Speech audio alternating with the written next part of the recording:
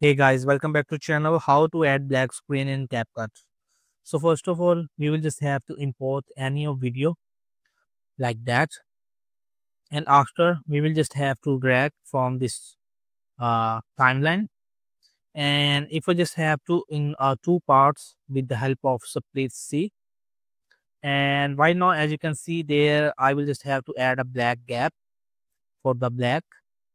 So what we gonna do, we will just have to in the left bottom side, as you can see the hide drag.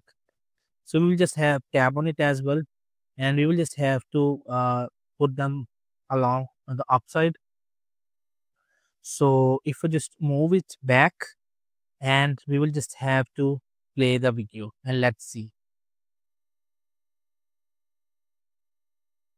So you will just have to also again just have to split, and you'll just have to apart from the long and short, and again I will just have to play and show you.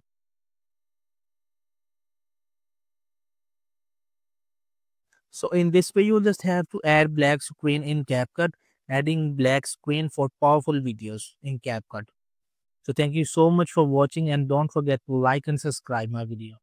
Thank you.